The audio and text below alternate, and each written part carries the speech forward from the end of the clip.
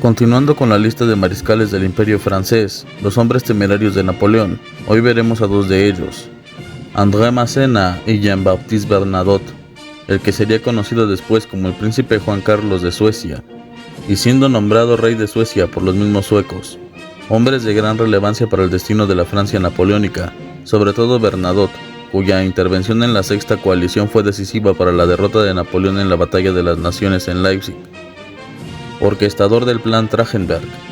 Sin más que decir, conozcamos a estos dos mariscales del Imperio francés.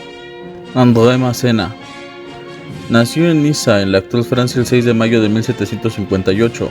En esa época, la población en la que nació sería parte de Cerdeña, es decir, una población italiana, por lo que André Massena comparte con Napoleón la ascendencia italiana.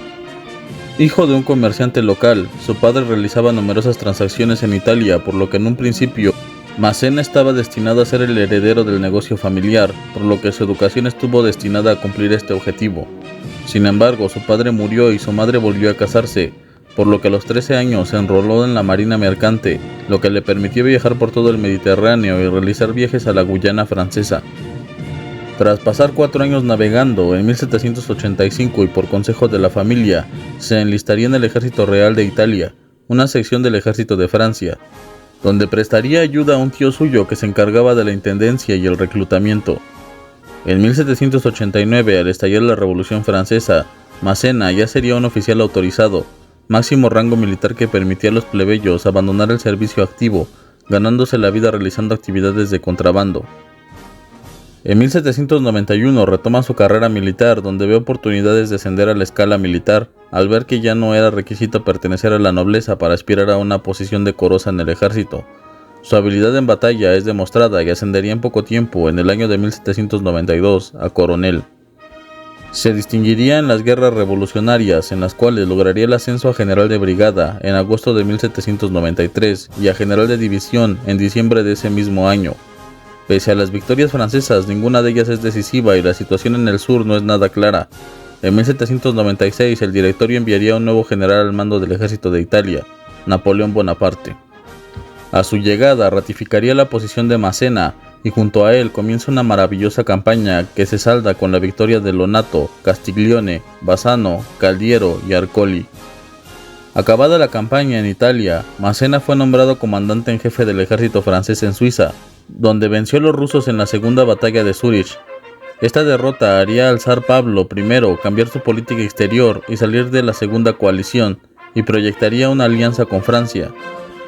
Como autor de este gran éxito, Massena comenzó a gozar del prestigio y de la fama.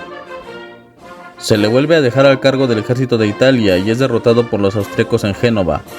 Napoleón se trasladaría al frente y encargaría a Massena el centro del ejército en la batalla de Marengo, el 14 de junio de 1800, que se convertiría en una aplastante victoria francesa. En reconocimiento a su valor y esfuerzo, Napoleón lo nombraría comandante de las fuerzas francesas en Italia. Sin embargo, tras los rumores cada vez más grandes por parte de sus soldados y sus oficiales de corrupción y saqueo, harían a Napoleón que, indignado, lo obliga a presentar su dimisión y lo envía con su familia a Antibes. Tras la proclamación del imperio en 1804, Napoleón recuerda el talento de Massena para la batalla y lo nombra mariscal, asignándole de nuevo al frente italiano, en donde obtiene importantes victorias con las cuales Napoleón se muestra complacido, pero una vez más los rumores de corrupción, aunado con la crueldad en la que sometió Nápoles, Napoleón lo destituiría otra vez. Napoleón escribió conociendo su índole, sobre su gran virtud, entre ellas su gran voluntad sin desmayo, aparecían sobre todo en los momentos más desesperados de la batalla, pero que tenía el gran defecto, y cito, era un gran pillo, siempre iba a medias con los proveedores y con los comisarios del ejército. El emperador lo asignaría al mando del ala derecha durante su campaña en Polonia en 1807, donde de nuevo se desempeñaría con gran éxito. Por ello, Napoleón le concede el título de Duque de Rivoli en 1808. Sin embargo, su fama de corrupto es bien conocida, por lo que Napoleón vuelve a destituirlo y lo deja sin mando directo. Massena no vuelve al servicio hasta 1809 contra las fuerzas de la Quinta Coalición, luchando de nuevo contra los austríacos. Massena lideraría el cuarto cuerpo de la defensa centrada sobre Aspern y Essling, evitando que las tropas francesas fueran rodeadas, siendo premiado por ello con el título de Príncipe de Essling, para después de tomar parte de la victoriosa Wagram. Las fuerzas a su mando aplastarían a los austriacos, lo aclaman en el campo de batalla y él mismo se otorga el título de el hijo querido de la victoria. Durante la guerra en la península ibérica, lideró la invasión a Portugal en 1810. Cuando la situación se estancó, Napoleón enviaría su mayor contingente francés a España, pero irritado recriminaría a Massena: ¿no era usted el hijo querido de la victoria? Se retiraría de Portugal ante las derrotas sufridas, cuando Napoleón se le informa de nuevo sobre sus actos de corrupción en el ejército, y nombra en su lugar al mariscal Auguste Marmont. Napoleón no volvería a entregarle un mando a Massena, solo lo nombró comandante local de Marsella. No participaría en la captura en Rusia ni en la campaña alemana de 1813, permaneciendo en su puesto y salvaguardando la paz del sur de Francia. Ni siquiera quiso contar con él en sus desesperados esfuerzos por derrotar a la coalición que se dirigía a Francia en 1814. Tras la abdicación de Napoleón, Massena le juraría lealtad al rey Luis XVIII y mantendría su puesto y sus títulos. Cuando se enteró que Napoleón había regresado a Francia, esperó algún comunicado o llamado. Sin embargo, fue ignorado por Napoleón, quien había descartado toda colaboración entre ambos. Ofendido, Massena permanecería en Marsella sin ofrecer su ayuda a Napoleón. Tras la derrota de Waterloo, sí se presentaría ante el rey Luis XVIII con el mérito de no haber hecho nada para ayudar a Napoleón en la campaña de los 100 días. El rey lo mantendría en su posición, pero le ordenaría participar en el consejo de guerra que juzgaría al mariscal Ney, lo cual aceptaría sin dudar. Caería enfermo y se instaló definitivamente en París.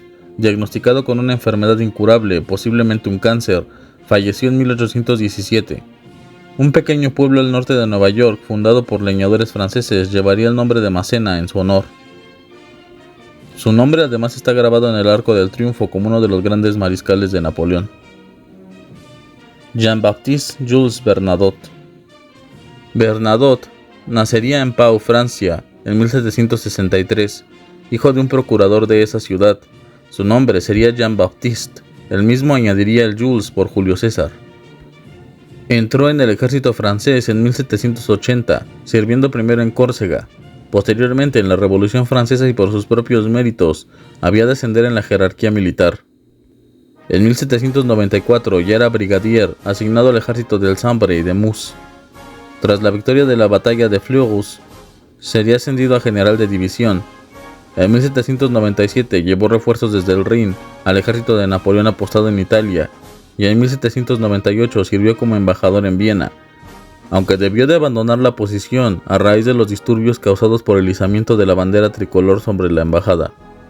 Se casaría con Denise Clary, hija de un comerciante de Marsella y hermana de la esposa de José Bonaparte, llamada Julia Clary. Fue ministro de guerra por un tiempo, demostrando gran habilidad en el cargo. En ese tiempo fue muy cercano a Napoleón, aunque se negó a ayudarle en el golpe del 18 Brumario, aceptó ser empleado del consulado, y en 1800 sería comandante del ejército de la Vendée. Al llegar al imperio, Bernadotte sería uno de los 18 mariscales de Francia, y en 1804 fue nombrado como gobernador de Hannover. En 1805, Bernadotte cooperó con el cuerpo de su ejército en la batalla de Ulm, que tuvo como resultado la derrota del general Mack por el Gran Ejército de Francia. Como recompensa por su servicio en Austerlitz, fue nombrado príncipe de Pontecorvo. Pero durante la campaña contra Prusia el mismo año, fue severamente reprendido por Napoleón por no participar con su cuerpo en el ejército en la batalla de Jena y Auerstadt. A pesar de encontrarse cerca, en 1808 como gobernador de los pueblos hanseáticos, dirigió la expedición contra Suecia a través de las islas danesas, aunque el plan no tuvo éxito. En la guerra contra Austria lideró el contingente sajón en la batalla de Wagram en 1809, publicando un orden del día atribuyendo la victoria de la batalla al valor de sus soldados sajones, órdenes que Napoleón rechazó. Durante el transcurso de la batalla fue relevado al rebelarse contra las órdenes de Napoleón. Como gobernante, Bernadotte se distinguió por ser independiente, incorruptible, moderado y con capacidad administrativa, por lo que su gobierno fue popular. Y a pesar de los exagerados impuestos que cobraba a la población como parte de la política napoleónica de que las ocupaciones se pagaran solas, logró que su pueblo fuera próspero, además de hacer contribuciones a la Universidad de Göttingen, entablando amistad con muchos de los profesores y eruditos de dicha institución, invitándolos a cenar y nombrando los tutores de él y su esposa.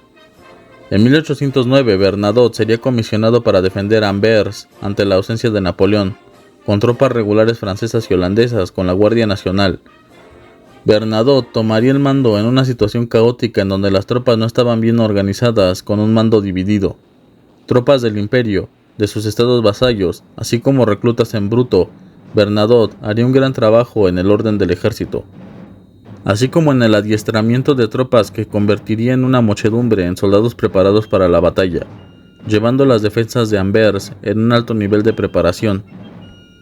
Con este ejército preparado y bien capacitado, los británicos se dieron cuenta de que ya no era posible tomar Anvers y retiraron sus fuerzas. En una proclama en Anvers, acusó directamente a Napoleón de no haber preparado los medios adecuados para la defensa de la costa belga. Disgustado, Napoleón relevó a Bernadotte de su ejército y ordenó su regreso a París para partir hacia Cataluña y tomar allí el mando del ejército. Al negarse a cumplir la orden, fue convocado a Viena y tras una entrevista con Napoleón, aceptó el gobierno general de los estados romanos. Bernadotte, considerablemente molesto, volvió a París. En 1810, a punto de tomar el cargo de gobernador de Roma, inesperadamente fue elegido heredero del rey Carlos XIII de Suecia, en parte porque un gran sector del ejército sueco, previendo futuras confrontaciones con Rusia, se mostraba favorable a la elección de un militar como heredero.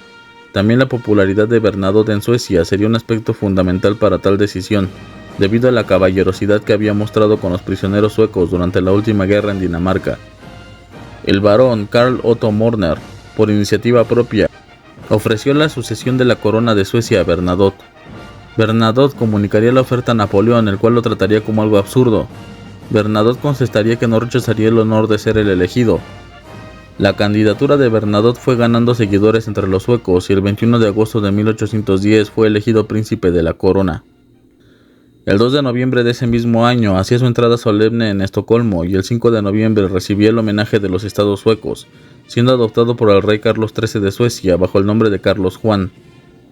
El nuevo príncipe coronado fue pronto muy popular y se convirtió en el hombre más poderoso de Suecia.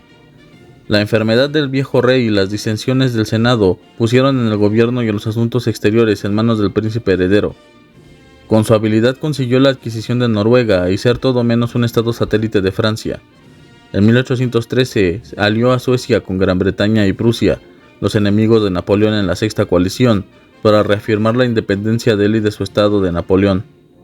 Él sería quien ante las derrotas de la coalición ofrecería un plan a sus aliados, el conocido como Plan Trachtenberg, en donde su principal objetivo era no enfrentarse directamente a Napoleón en el campo de batalla.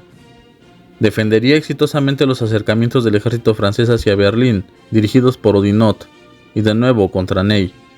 Tras la victoria aliada de Leipzig en la Guerra de las Naciones, tomaría su propio camino determinado a destruir Dinamarca y asegurar Noruega. Su ascenso al trono se daría el 5 de febrero de 1818 como el rey Carlos XIV de Suecia y Noruega, siendo popular también con los noruegos. Aun cuando había problemas por las medidas ultraconservadoras de su gobierno, nunca estuvo realmente en peligro. Tanto los suecos como los noruegos estaban orgullosos por su rey y de la buena reputación que tenía en Europa. Aunque se convertiría al luteranismo como requisito al ser adoptado, nunca aprendió a hablar sueco ni noruego, sin que representara un verdadero problema para su corte, ya que el francés era un idioma muy popular en la época, siendo el favorito de la aristocracia, e incluso, como un dato curioso, un idioma muy utilizado hoy en día en las relaciones diplomáticas. Moriría en Estocolmo en 1844. La mayor parte de su gobierno fue un largo periodo de paz ininterrumpida y de desarrollo material en ambos reinos durante la primera mitad del siglo XIX. Sería sucedido por su hijo Óscar. Estos han sido dos de los mariscales más importantes de Napoleón. Siguiendo con la enorme lista de ellos. Como vemos, no eran hombres perfectos, e inclusive tenemos a Bernadotte como uno de los que traicionarían a Napoleón al final, convirtiéndose en rey de Suecia y aliándose a los enemigos de este. La participación de Bernadotte en la Sexta Coalición sin duda fue muy importante y quizás definitiva. Su influencia en los estados alemanes decantaría la balanza en la conocida como Batalla de las Naciones en Leipzig, una de las derrotas definitivas del ejército francés y de la Francia napoleónica. Pero tú, ¿qué piensas al respecto? ¿Crees que Bernadotte y Massena fueron traidores? ¿Conocías de sus acciones en el gran ejército? Abajo en los comentarios podrás expresarte. Si el video te gustó, por favor indícalo. Como ya sabes, eso me ayuda mucho a continuar en esta plataforma. Suscríbete para que no te pierdas más videos como este sobre los mariscales de Napoleón, la historia y otros aspectos culturales que es el principal objetivo del canal. Sin más que decir, nos vemos la próxima vez en el Palacio de Sanssouci.